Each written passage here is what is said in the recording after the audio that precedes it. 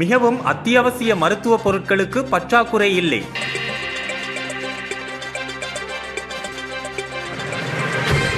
மருந்து பற்றாக்குறை மற்றும் அதனுடன் சம்பந்தப்பட்ட விடயங்கள் தொடர்பில் சுகாதாரம், வெகுசன ஊடகம் மற்றும் மகளிர் வலுவூட்டல் பற்றிய துறைசார் மேற்பார்வை குழுவில் வினவப்பட்டது.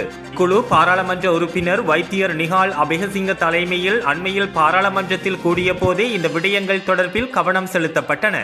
கடந்த வருடங்களில் கொள்முதல் நடவடிக்கையில் ஏற்பட்ட தாமதம் காரணமாக தற்போதைய மருத்துவ பற்றாக்குறை ஏற்பட்டுள்ளதாக சுகாதார அமைச்சின் அதிகாரிகள் குழுவிடம் தெரிவித்தனர். எனினும் 2026ஆம் ஆண்டிற்கான கொள்முதல் நடவடிக்கைகள் ஏற்கனவே ஆரம்பிக்கப்பட்டுள்ளதாகவும் 2026ஆம் ஆண்டில் எந்த பற்றாக்குறையும் இருக்காது என்று அவர்கள் குழுவில் உறுதியளித்துள்ளனர். அத்துடன் இந்த ஆண்டு இறுதிக்குள் நாட்டில் 80% முதல் 90% அத்தியாவசிய மருந்து பொருட்கள் கிடைக்கும் என்று எதிர்பார்ப்பதாகவும் அவர்கள் மேலும் தெரிவித்துள்ளனர். அத்துடன் மிகவும் அத்தியாவசிய மருத்துவ பொருட்களின் இருப்பு குறித்து குழு வினவியதுடன் தற்போது மிகவும் அத்தியாவசிய மருத்துவ பொருட்களுக்கு பற்றாக்குறை இல்லை என அமைச்சின் அதிகாரிகள் உறுதிப்படுத்தியுள்ளனர்.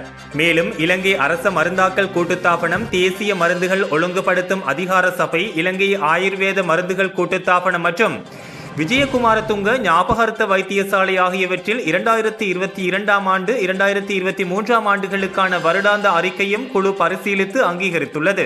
இந்த அறிக்கைகளை மதிப்பாய்வு செய்யும் போது இந்த நிறுவனங்கள் தொடர்பான பதிலளிக்கப்படாத கணக்காய்வு கேள்விகள் குறித்து குழு வினவியுள்ளது.